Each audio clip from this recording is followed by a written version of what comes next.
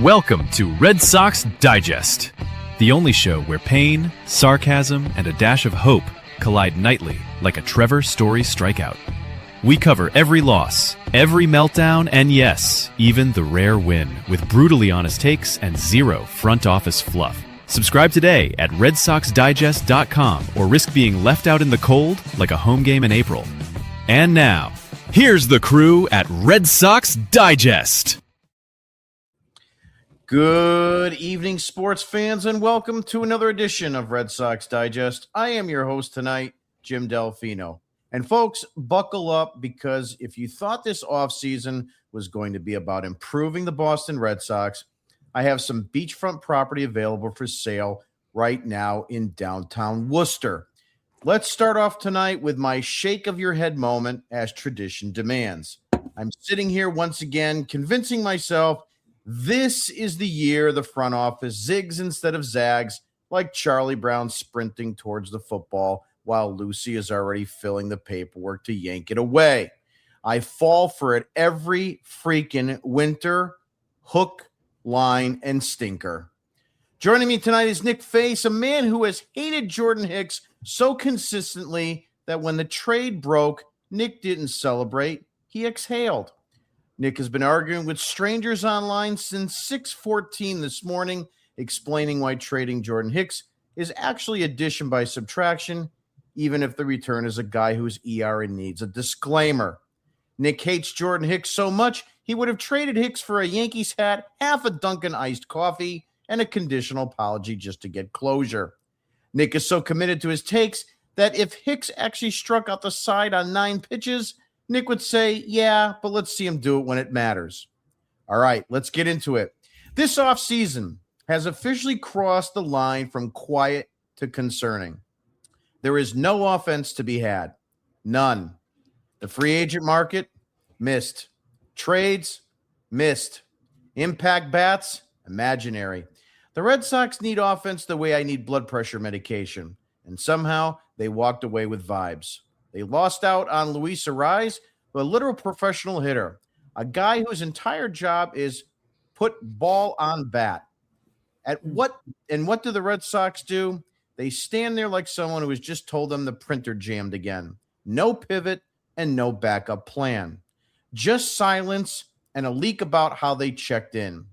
And now, breaking tonight, sources say the Red Sox are trading Jordan Hicks and David Sandlin to the White Sox for a minor league pitcher. Read that again. You gave up Jordan Hicks, a guy who shouldn't be here anyway, plus David Sandlin, a guy who can hit 100 on the gun, and in return you get Fuel Gauge Zeal, a guy whose baseball reference page looks like it was generated by Mad Libs.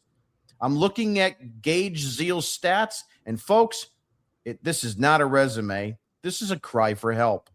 Career ERA across all levels, 3.98. Sounds fine until you realize that's an ERA north of 5 in the minors and a whip that politely says there'll be traffic. He's 22 years old, already been with 4 teams in one season, which is never a red flag unless you enjoy red flags. That's not development. That's baseball uber. Sorry for the dig, Terry. Let's zoom in.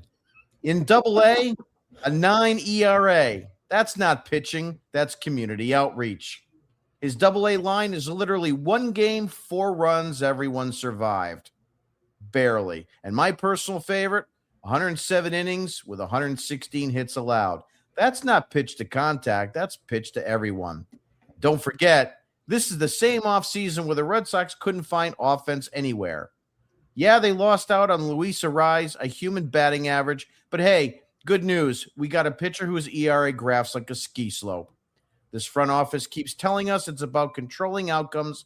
The only thing controlled here is expectations, and they are underground. So that's where we are. No offense, a pitching return that screams organizational depth, and another offseason where the Red Sox fans are asked to wait, trust, and squint really hard. So I ask you, Red Sox fans, what is the direction? Because right now it feels like the front office is playing MLB The Show with the sound off and the controller unplugged. And now It's time for our new segment. It's time for you fans to face the facts. It's time for Face the Facts, where excuses get laughed out of the room, your feelings are irrelevant, and your opinion probably doesn't matter. No spin, no cope, just the facts. And now, your esteemed host, Nick Face. Hey, that's me. That's me. Face the facts. Do you have a can or something near you, like a water bottle or anything, Jim? Something that you're drinking? We need to raise our glasses here tonight. Okay. I'm going to cheers to myself, actually. Congrats, self. Because I called this from when the Red Sox lost against the Yankees in that dreaded wild card series that there was so much hope for. And all you fans thought, oh, it's going to be a magical offseason. This team's going to get Alex Bregman back. We're going to build another right-handed bat. It's going to be so much better. Wait till you see Pete Alonso come to town. Oh, maybe it's going to be Kyle Schwarber. It's going to be so much better next season. And then my big fat mouth, actually, I shouldn't harsh myself that much. I'm pretty athletic, I would say. Said, get ready for Nate Eaton, David Hamilton, Romy Gonzalez, a sprinkle in of Marcelo Meyer. Get ready for it because the outfield group of 4 is staying, plus a DH spot. Calendar just flipped to February 1st. I think I'm right, Jim. And it's really pathetic that this is what we've got right now. I am so sick and tired of this team. They are the laughingstock of Boston right now. They can't hold a candle to our Super Bowl Patriots, who were the laughingstock of the NFL for the past 2 seasons. And look what they did. Bring in a new voice with Mike Vrabel, and now you're heading to the Super Bowl with a culture of players that want to play. Amazing. Yes, congratulations to the Patriots. You have a tremendous Bruins game going on right now. And I know the Bruins haven't won their Stanley Cup since 2011, but you got goalies fighting. You got an outdoor game. You got excitement in the air. You got the Celtics, even without Jason Tatum with his Achilles injury, still in the hunt here to have a successful season. And then you have the pitiful, disgusting excuse of a baseball team at 4 Jersey Street known as the Boston Red Sox, where, by the way, John Henry is being awarded, excuse me, I want to make sure I say this correct because it definitely deserves. Fenway Sports founder John Henry is receiving his SBJ Lifetime Achievement Award. Congratulations, you SOB, for ruining this. Love that. Congratulations, you SOB, for ruining what so many of us Red Sox fans loved, which was our Boston Red Sox. Newsflash, folks. The 2018 World Championship is now going to be 8 years ago. Wake the F up if you are not seeing what's happening with this organization. They have ripped it to smithereens. They don't give a crap about their team. They only care about how much suckered money they can put into their wallets. You are the problem, fans, until you voice your concern, until you stand up for what this organization should be and get this ownership group out of Boston, because I'm done. I'm done. This is an entire joke of a franchise now. Rant over. You have been faced the facts.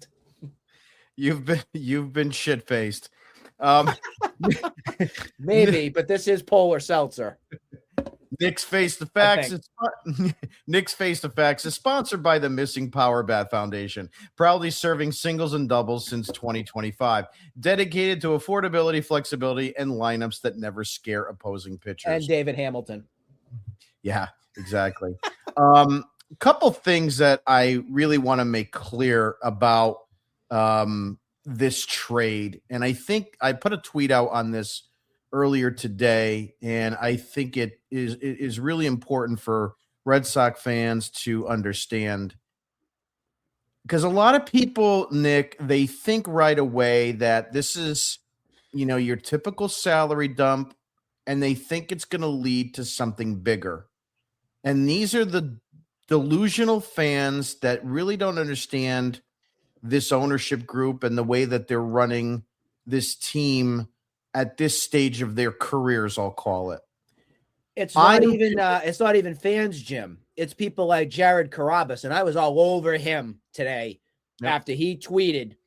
His tweet was, if you don't mind me, I'm just going to find it real quick. While you're looking, I'll just finish my rant. This salary dump of Jordan Hicks is squarely about getting under that second luxury tax, because they put extra money out that they didn't expect to on Ranger Suárez. They went over the second luxury tax, and now they got to come back down. And they wanted to do that, and they had a variety of ways with other potential trades, and this wound up being their path to do so. I looked at the numbers. They are under the second luxury tax now. That's clearly what this was all about, Nick.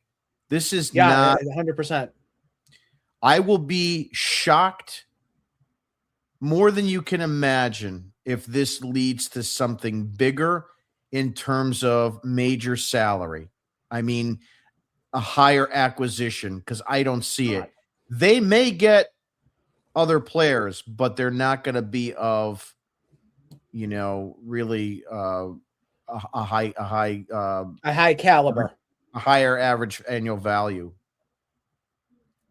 So Jared Carrabis, when the news came out, tweeted this: "I hate that David Sandlin had to be the prospect attached to Hicks just to get rid of a bad contract. I wish him nothing but the best. He would have been an instant fan favorite in Boston. But also, that's a huge offload for that money. Now go spend it on a player who will help in 2026. I respond, and I've got over 3.3 thousand. What do I got? I got 3,300 viewers from my tweet. You are kidding me right now with saying go spend the money. We all know that isn't going to happen. It's going to be put into John Henry's 20th yacht foundation. This organization is a disgrace." There's two things to break down from that tweet, though. Two things. One of which, the amount of hype that people continue to put on these prospects that haven't done diddly squat for the major league level has got to stop. If I hear one more time about an overhyped prospect, I still yet to be determined on what Marcelo Meyer's is going to do. And if you want to tell me Roman Anthony is going to be a top 5 MVP candidate for this Red Sox team, I'm going to tell you to take a ride to the next planet Zippy, because this just is ridiculous. We got to pump the brakes and come back to planet reality here. I don't know where this hype, and I don't know why people continue to do it, but it's one of those things where you look at it, and I think that's what gets me as a fan even more frustrated, is because they spew this nonsense out of their mouth and nothing comes to friction of these supposed rumors or supposed expectations. They go right down the drain and they drowned 9 times out of 10. The second thing is obviously Carrabis going out and saying, now go spend it. Well, good news, Red Sox fans. John Henry did go out and spend it on his Liverpool team. That's where the money went. It went to a Liverpool player. Let that sink in for you. And I'm not the biggest soccer fan or anything like that, but the player by name going to Liverpool, his name is Jeremy Jacquet. It's a done deal. Full agreement reached. That was tweeted out. They're still trying to figure out the financials of it. 70 million euros. I believe that's what that is. I don't know what that is equivalent to the US dollar, but that's where your money went. That's where it is. Liverpool. How's that feel, Red Sox fans? Feel good about that? Go buy a brick. Couple things on David Sandlin that I want to really emphasize here, Nick. Let me start with some of his peripherals first. He's 24 years old, posted a 4.50 ERA, 107 strikeouts, 40 walks between AA Portland, 17 games, 13 starts, and Worcester, 15 games, 1 start. Ranked as one of Boston's top 15 prospects by both MLB.com, was actually number 8, and Baseball America at number 11. He was twice named the Eastern League Pitcher of the Week in 2025. Originally selected by Kansas City in the 11th round of the 2022 first-year player draft. From Oklahoma, was acquired by the Red Sox by a trade. And one of the things that bothers me about this is he was a guy who had a lot of hype, right? And I hate when the Red Sox, and they've done this many, many years, I hate when the Red Sox have to include prospects in a trade in order to entice other teams to take on some of their salary. And they've done this many, many times. Obviously, you think of Mookie Betts and David Price, and the list goes on and on. But it's all about this saving, and you have to give up talent in order to get another team to bite. And what really irritates me is when fans on Twitter are going to say, yeah, but this was just a salary dump and you had to get rid of Hicks. There was no choice in the matter. Look, Hicks shouldn't be here. And I tweeted this out earlier today.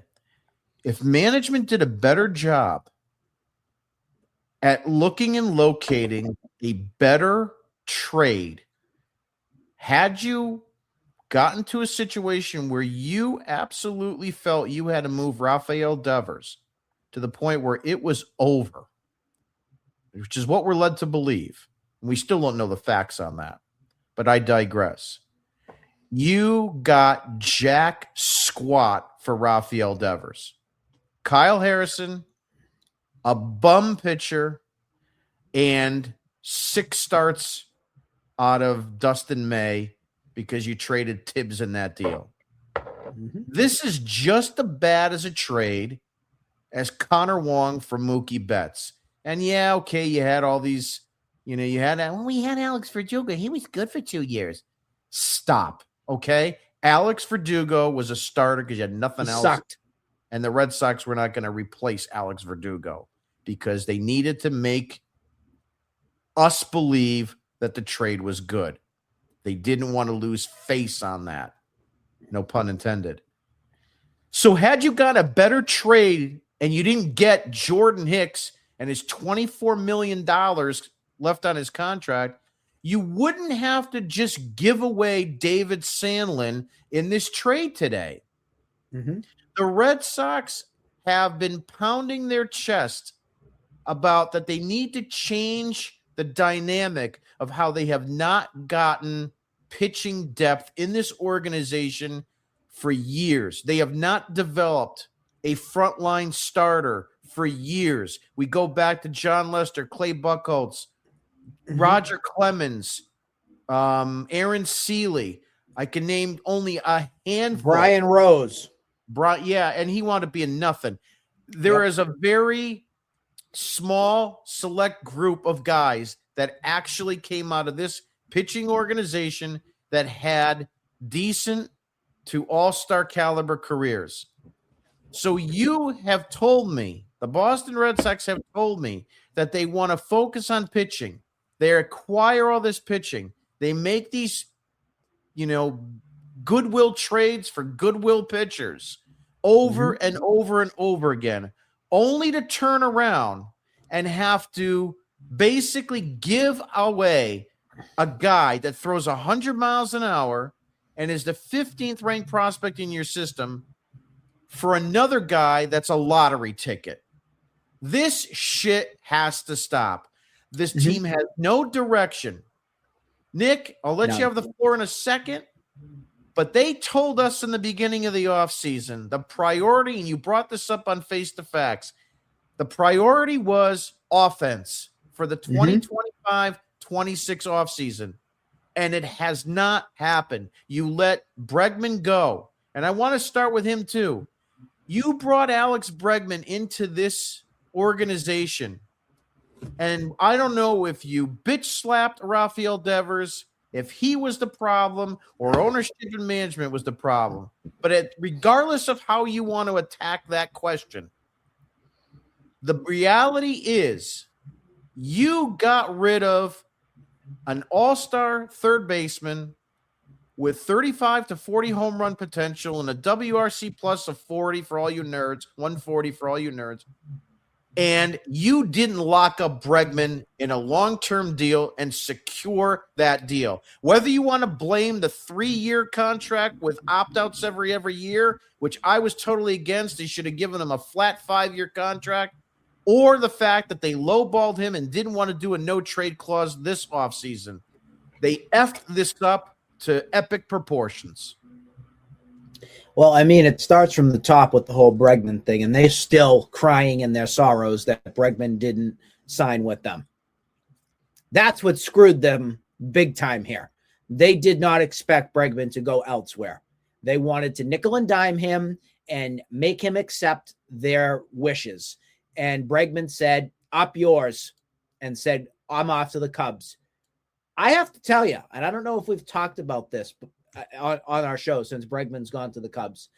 I actually give Alex Bregman a lot of credit for trusting himself. I don't know if it's more Bregman or if it's Scott Boras, but for protection standpoint, Alex Bregman made the right decision. Let's not get mad at Alex Bregman for not being a Red Sox anymore, folks. Some people want to just get mad at him for not staying here and coming to the mercy of Sam Kennedy, Henry, and Craig Breslow, the stiff. Do not even go down that path with me. Alex Bregman is in a much better place going to Chicago, making him have a full no trade clause, which is pitiful that this organization would not do that. After seeing what's happened in the past 5, 6, 7 years from this organization, I'm not surprised. No player would be surprised. Yeah. They don't do that here. They'll trade the heart and soul of your team and rip you out and throw you out to the curb. That's just what they do.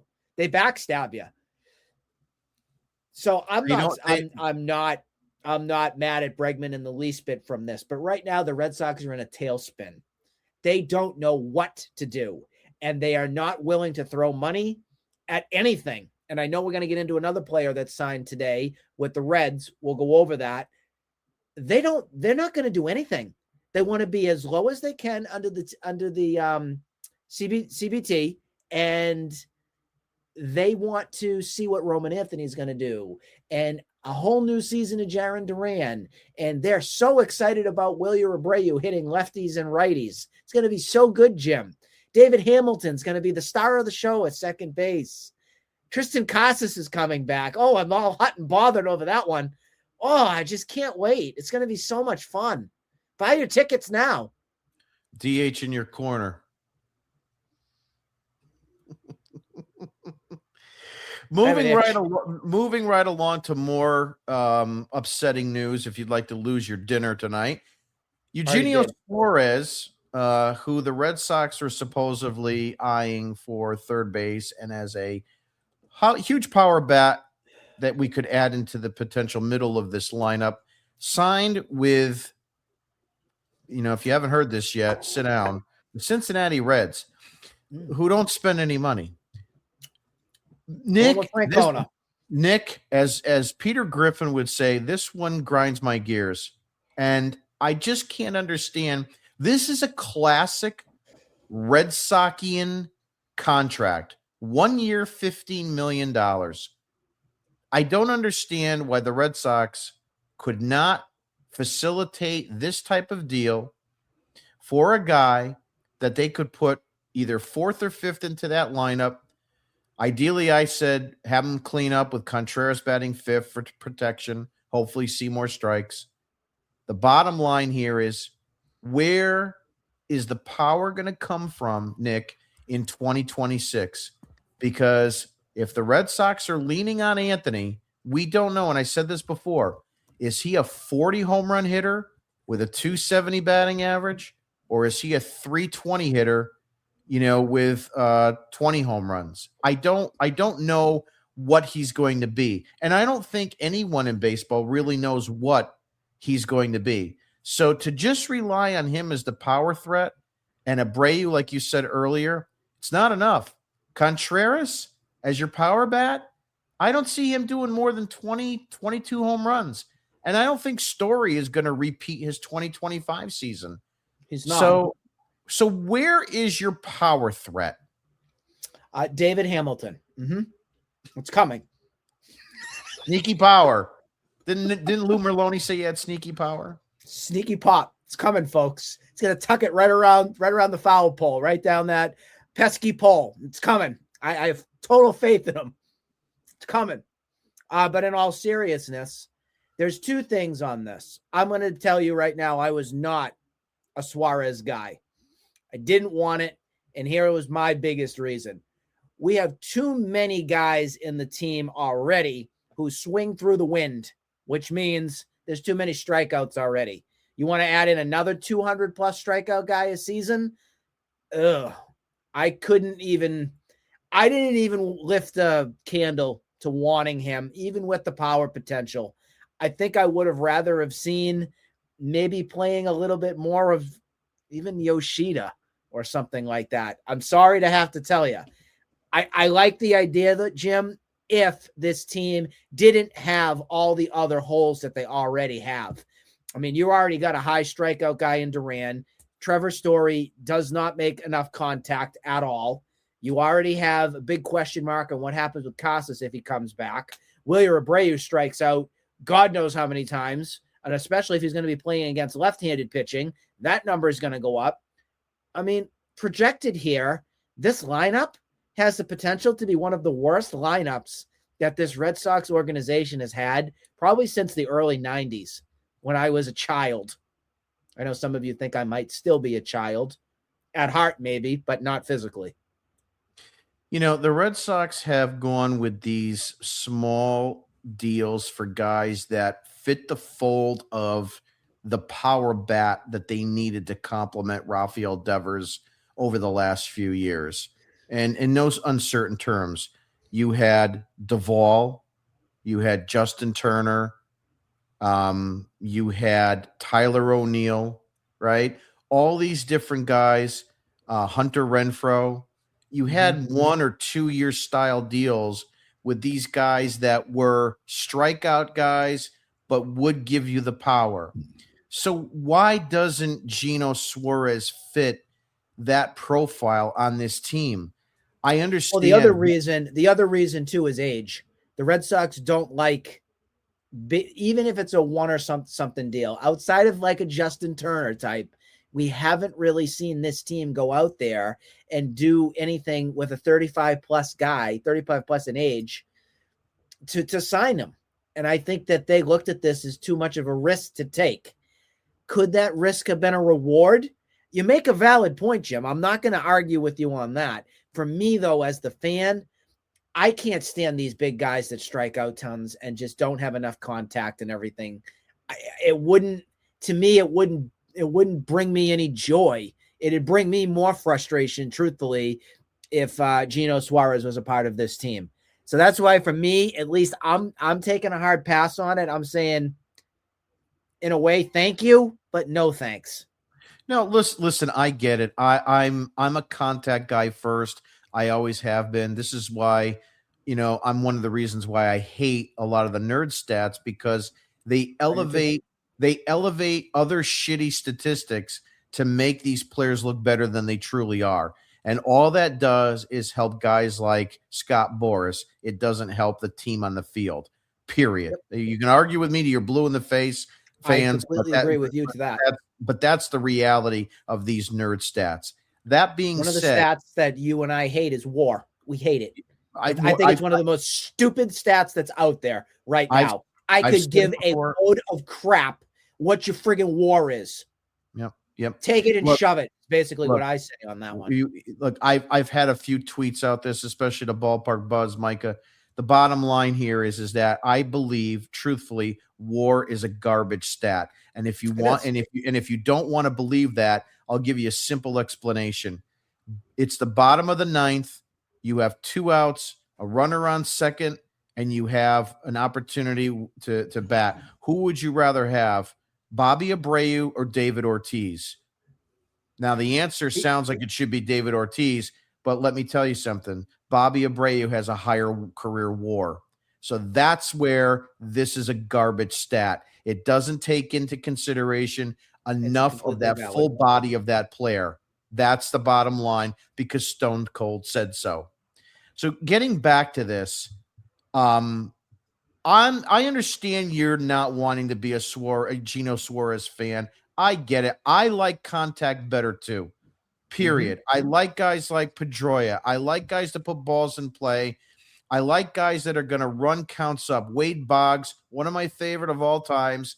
You know, those are the type of players that Nomar. I love players that actually ran counts, got deep. Mike Napoli, for as bad of a hitter he could be sometimes, the guy saw like 5 pitches per plate appearance. It was unbelievable. Sometimes even more. He had so many 3-2 counts on him, whether he struck out or whatnot. It's the pitch counts that rose for that. And it threw like a Justin Verlander in the playoffs. And his pitch count was so high, and he got that big home run and won the game. This is why teams like 07, 13, and 18 won, is because they were able to overwork the starter and get into more of a mediocre bullpen at that time. And, you know, even as truthful today, as well as some of these bullpens are that have everybody that throws 98 and higher, if it's flat, you can catch up to 100. Mm-hmm. Besides the point. So I'm with you on that. The reason why I was coming around to Eugenio Suárez is for 2 reasons. One, I wanted a guy that could hit 40 to 50 home runs in the lineup, and we need a third baseman. That's the only reason. You suffered with Devers, who is below average at third baseman as well defensively. To me, I would have swallowed it for a year. You can reinvest and see what happens the following season. But you know what? If you tell me that you are going to be a better team than the 89 wins of 2025, I don't see it with this lineup on February 2nd. I don't see it, which leads me to a couple other things. Next up, a topic of conversation. Red Sox are interested. This has been going around quite a bit in the Cubs, Nico Hoerner and Matt Shaw. I like both of these guys, Nick. I mean, they're not going to move the needle, but they would be guys that you could put into this lineup that will give you an honest at-bat, and they will also give you good glove presence in the field. It's not, again, going to be all-star, but I think it would definitely improve this team for 150 games per season. Your thoughts? I like the both of them, too. We're in both agreement here. I actually like Nico Hoerner a little bit more, but the only way I'm going to make this happen is if there's an extension that's worked out here. I'm not taking any more of these stopgap 1-year wonder things anymore. I'm done. I'm done with this, because Nico Hoerner is one of those guys. I would actually kind of be surprised if the Cubs don't try and figure out what they want to do with him, because he is one of those gritty identity kind of guys. He would solidify second base tremendously and would take my buddy, who is sitting on my head basically over here, to Siberia finally for once in my life. That's what that would bring me. Great joy. Nico Hoerner is a guy that's consistent. He's got a great glove. Obviously, you're going to get that gold glove style that's there at second base, and not someone who's going to strike out constantly that's there. Going to make some contact, get on base. I look at it as kind of, I always like to go with like Nick Sogar as a Jed Lowry type. Nico Hoerner may be a little bit better than a Jed Lowry type, just from what I've seen from his play from the Cubs. I do want to pull up his stats real quick, just so we get a chance to see and talk a little bit more about what he can do. Let me just go there. Yeah, I have him up too. I'll just kind of give you the peripherals. He did bat 297 in 2025, 7 home runs, 61 RBIs, 29 stolen bases. He had 31 the year before, 43 the year before that. An on-base percentage of 345, which is respectable. An OPS of 739, which isn't bad. In an OPS plus of 114. So he's an above-average player at a position that you need a lot of help. And, of course, like you mentioned, he's a Gold Glove winner. They're focusing on defense, they said now, since Gino has signed.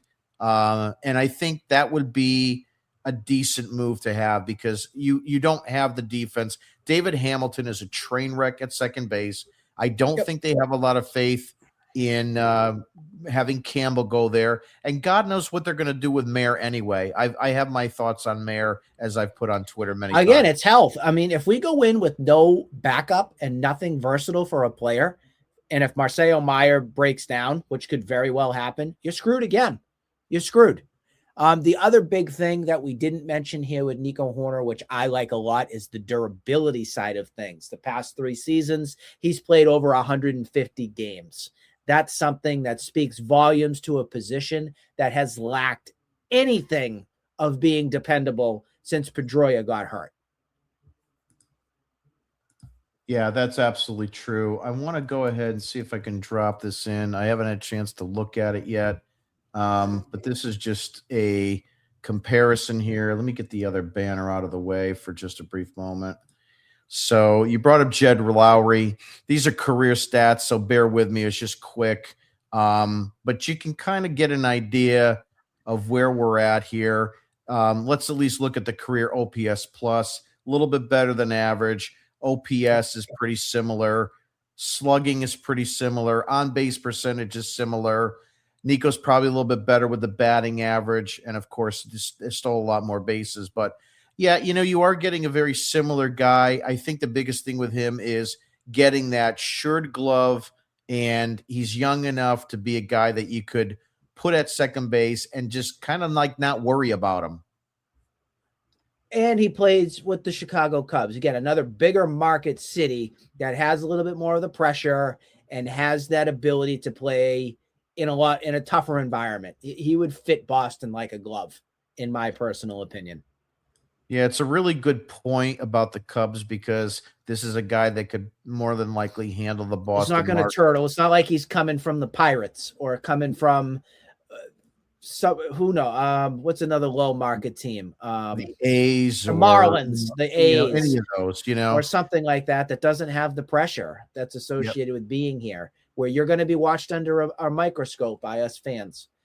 The Matt Shaw front, that one's more of a risk, I got to tell you. It's more of a risk to me because we've only got one season for him to kind of really see what he's all about.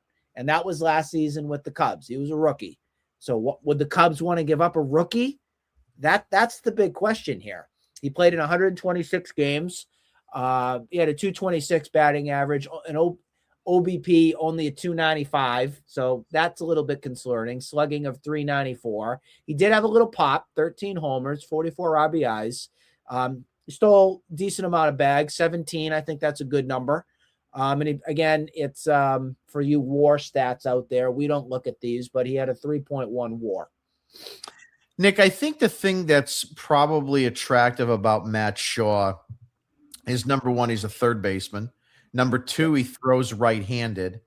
He's also young, right? He's 24, but he is under team control until 2032.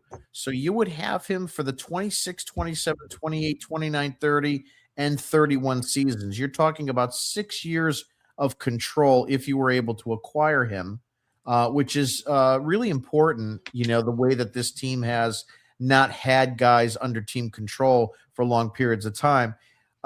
Just a little overview on him. Matt Shaw is a highly touted infielder with the Cubs. He's drafted 13th overall in 2023 out of the University of Maryland. He was a standout shortstop in college who transitioned to third base. He ascended quickly to AAA by 2024 and was ranked the top prospect in 25. Known for his power hitting, he has consistently performed at high levels, including winning the 22 Cape Cod League MVP. He progressed from rookie ball to AAA Iowa in under 2 seasons, hitting 284, 21 home runs in 2024 across double and AAA. So this is a kid that does have pop in the bat. I know the 13 home runs is a little tough right now. He's still a little raw. He's still a little young as it relates to major league playing time. But I think there is something there. And, if you can make a deal like that work for one or both of them, and look, it might be a situation where the Cubs might say, look, we're going to get nothing and Nico Hoerner is going to walk. We're going to include him in a deal. You have to take him if you want Shaw.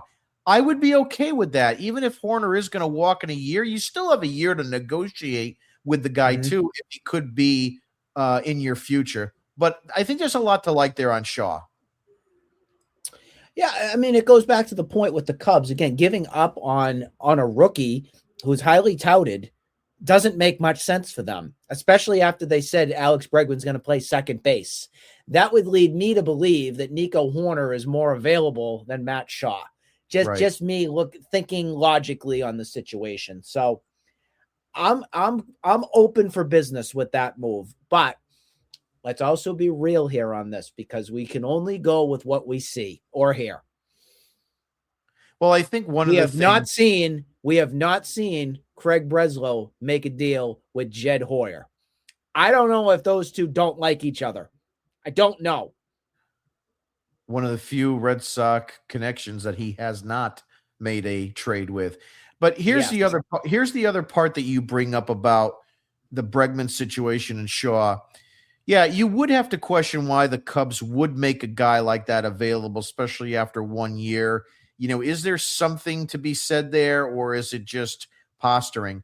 Well, I kind of go back to say if there is a need that, the Cubs have, and maybe it's a Brian Bayo. I don't know what their pitching looks like coming into 2026, but let's assume that there's a need that they highly, highly want. They may be unfortunate that they have to move a guy like Shaw to acquire what they want. They may have to give up, good talent to get talent back, but they can also go back and say, well, if we have to move Shaw, we're just going to put Bregman over at third. So they win both ways in that kind of a situation. Yeah, they're well protected on that front where they can take the best deal, truthfully. Right. So, I mean, they're in a driver's seat from that situation. I just don't know if Breslow is cagey enough, I guess is the word I'm looking for, to make this kind of a deal. I don't think so either, because it's very hard to determine what path they want to go in terms of we're running out of players on the free agent market. In fact, I don't know if there's really anybody at this point that's even on the blip outside of I'll tell you one. The one from the Seattle, right? I'm not even going on the free agent front. I'm going on the front where I don't think we're done making deals with the Cardinals yet. Yeah. I mean, that still could happen, Brendan Donovan's name is still there. I have a funny feeling that if obviously nothing could happen, that's where I'm thinking more realistic, because that's just how the Red Sox are. If there was to be another move, I wouldn't be surprised if it is Brendan Donovan, and he would be your second baseman to start the season. And then that would move Marcelo Meyer with a platoon of Nate Eaton, maybe a little bit. And that gives Romy Gonzalez first base a little bit with Casas, and obviously Wilson Contreras as well, kind of sharing that DH role, and then figuring out what we do with Yoshida and things like that. Yeah, I mean, it'll be interesting to see. But with that being said, it's time for Dugout Dipshits. And now it's time for everyone's favorite segment, the Dugout Dipshits. Nick, I think you'll like this one. Today's Dugout Dipshit is the Fenway Park Boston Red Sox Truck Day. Tomorrow, Red Sox fans, is a day that I grew up enjoying more than Groundhog Day. And it does. Unfortunately, it means jack squat these days. But at any event, if you are in the area, stop by Empower. Stop by Empower, get yourself a smoothie, and go take on Truck Day as we watch David Hamilton's glove and lifeless bat enter the back of a U-Haul. I'm actually we should probably do a little lottery here in determining what actually is going to go in that truck, because right now there should be nothing. Well, it's definitely not going to have Rafael Devers ice cream. No, moving right along to comments. Charlie Midnight, who's a good fan, 83 million USA dollars. I kind of missed on that one, so I'm not sure what he was. Oh, that was for the Liverpool player. Oh yeah, okay. Whatever his name was. Sorry, I do not watch soccer. Yeah, I'm gonna pass. I can go back to my text and read you the name. Yep. His name is Jeremy Jaquette. So 83 million. Glad Charlie that money's getting used somewhere. Charlie also says the exact reason why Fatsy should be fired. Look, I've been on that train for a couple seasons, Nick. I just don't see what his value is here. He's got pictures with Linda. That's why he's still here. Yeah, I agree too.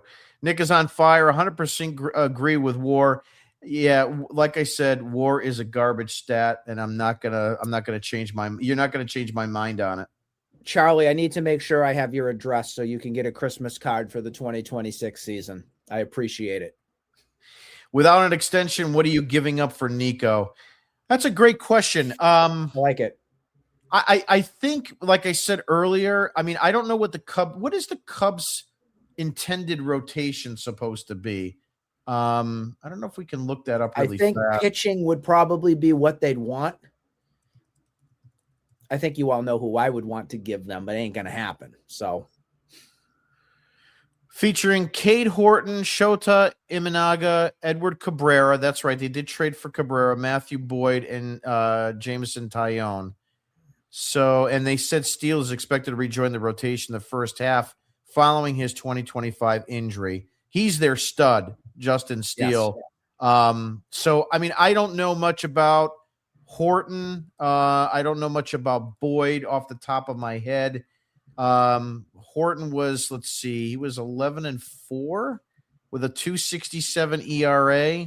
That's not too bad, obviously. And Boyd, he came in at 14-8 with a 3.21. So both of these guys are pretty good. So I don't know. Maybe they would not be interested in a Brian Bayo, Nick.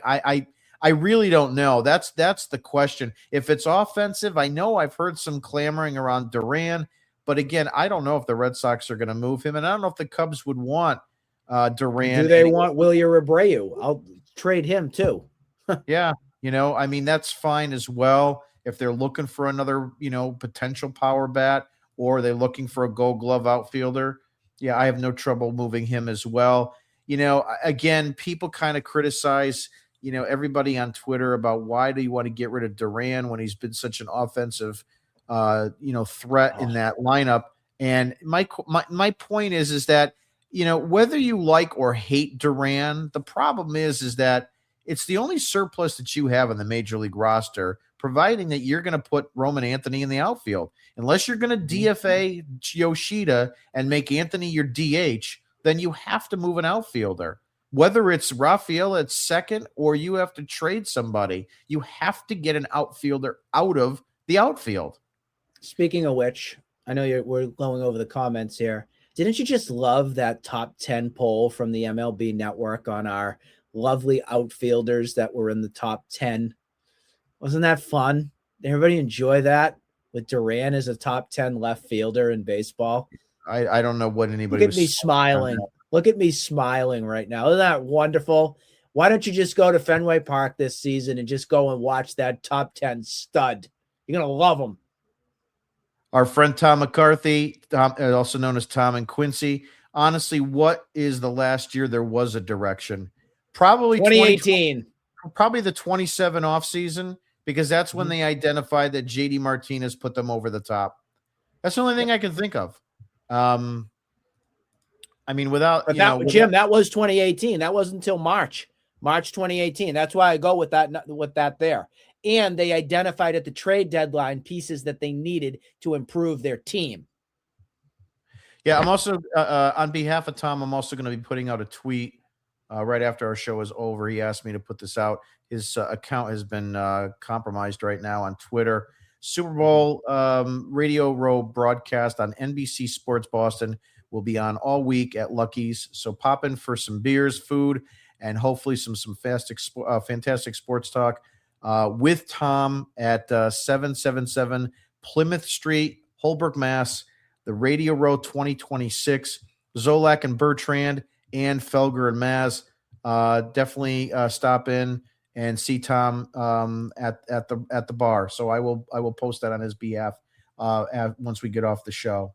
Moving right along, Big John Stud, good friend of ours. I loved Aaron Seeley.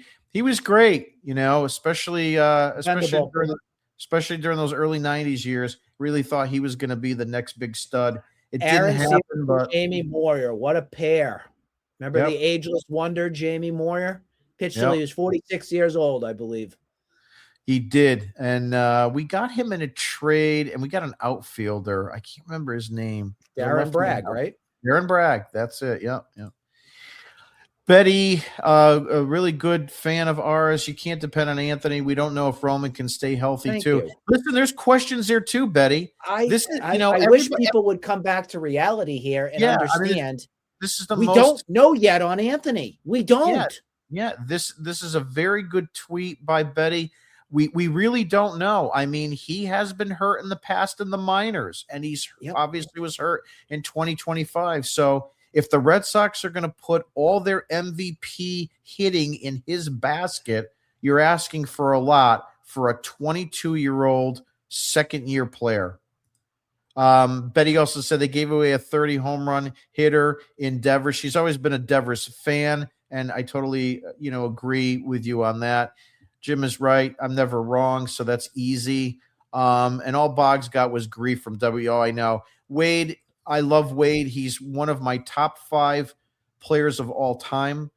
He knows it. He follows me on Twitter. I follow him. He responds to my tweets. He is an absolute gentleman. I love Wade Boggs. I always did. I tried to mimic him as a kid. Him and Dwight Evans were my top 2. And then, or WKRP, WKRP in Cincinnati. That was a great show. That's all I got for tonight. Nick, you got any closing thoughts before we wrap up? If you're expecting something big to happen with this team, don't. Yeah, I think that's the safest thing to say. Nothing surprising. I'm proud of myself. I'm proud of myself that I didn't get overhyped finally for an offseason. I know some people have it in their minds that this is going to be the offseason. They're going to do something big. They're going to be drastic. They're going to make the big splash. I said to myself when we lost that game against the Yankees, I felt that this team was not going to do anything to improve it because they settled for mediocrity, meaning they got to the playoffs with what they had. They are going to do the same thing of what they did in 2022. Hope and pray, and it ain't going to happen. Yeah, look, I'm in the same camp you are. My point is that I rule out nothing anymore with this team, but I also have no faith that we're going to get anything of substance. That being said, if you give me Hoerner and you give me Shaw in a trade, I'm going to be okay with letting the season start and seeing where it goes. I won't be thrilled. I won't be happy, 100%, but at least I can look at that team and say, I've got a guy that can play 150 games at virtually every position. Again, we talked about Anthony and we talked about the health. We get all that. We understand Abreu. We get all that. But at least you don't have a platoon player at 3 or more positions in your lineup on a daily basis. the days of Hamilton and, pick